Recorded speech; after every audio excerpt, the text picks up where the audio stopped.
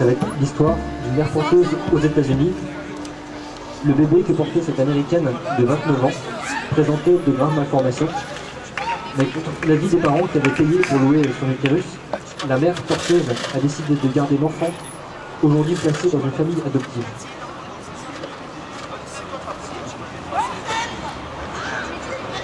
C'est une histoire qui rappelle, s'il en était besoin, combien de douloureuses questions de bioéthique la gestation pour autrui peut engendrer. Pour 22 000 $, Crystal Kelly, une américaine de 29 ans, avait accepté de porter l'enfant d'un couple de Connecticut.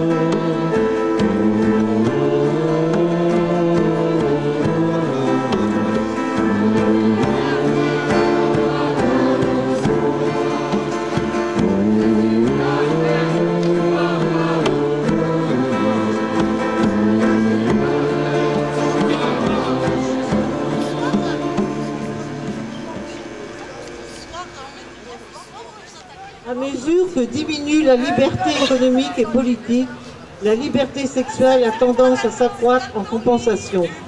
Et le dictateur, à moins qu'il n'ait besoin de chair à canon et de familles pour coloniser les territoires vides ou conquis, fera bien d'encourager cette liberté-là. Conjointement avec la liberté de se livrer aux songes, en plein jour sous l'influence des drogues, du cinéma et de la radio, elle contribuera à réconcilier ces sujets avec la servitude qui sera leur sort.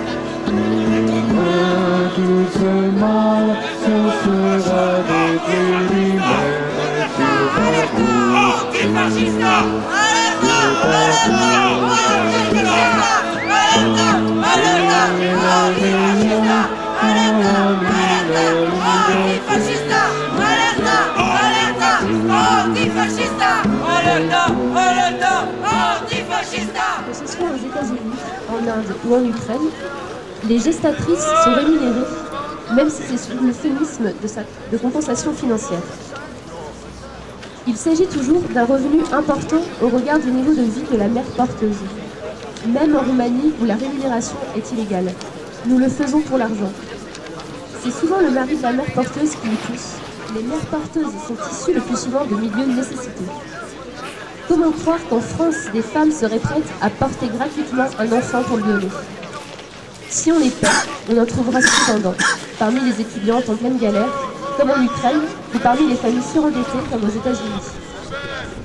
Beau progrès social, si le gouvernement règle les problèmes de la prostitution étudiante et du surendettement en légalisant la GPA. C'est l'intrusion de l'horreur économique au cœur de la procréation humaine. Nous dénonçons une régression dont les femmes sont déjà victimes dans d'autres pays, surtout les plus pauvres, mais aussi aux États-Unis.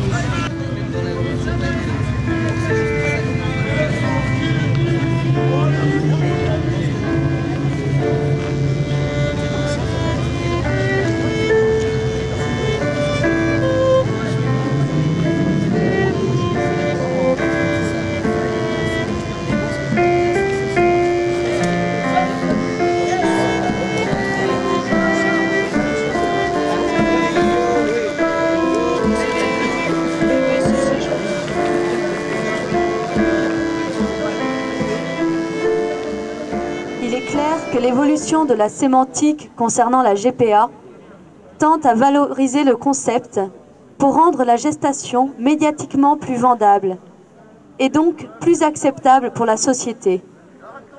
Pourtant, il est légitime de se poser des questions en tant que médecin et en tant qu'homme.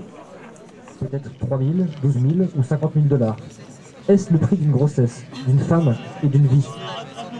Donne-t-on un prix à un être humain?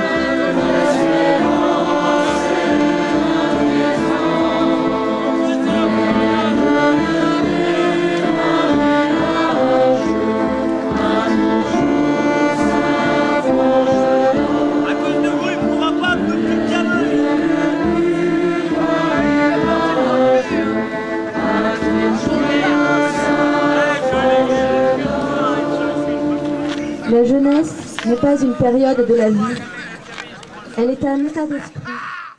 On devient vieux parce qu'on a déserté son idéal. Les années rient de la tête, renoncer à son idéal rit de l'âme. Les préoccupations, les doutes, les craintes et les désespoirs sont les ennemis qui lentement nous font pencher vers la terre et devenir poussière avant la mort. Jeune est celui qui s'étonne et s'émerveille. Il demande comme l'enfant insatiable et après. Il défie les événements et trouve de la joie au jeu de la vie.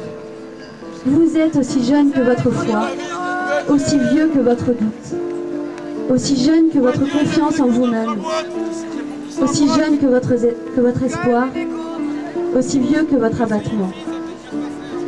Vous resterez jeune tant que vous resterez réceptif. Réceptif à ce qui est beau, bon et grand. Réceptif au message de la nature, de l'homme et de l'infini. Et si un jour, votre cœur allait être mordu par le pessimisme et rongé par le cynisme, puisse Dieu avoir pitié de votre âme de vieillard. Général MacArthur.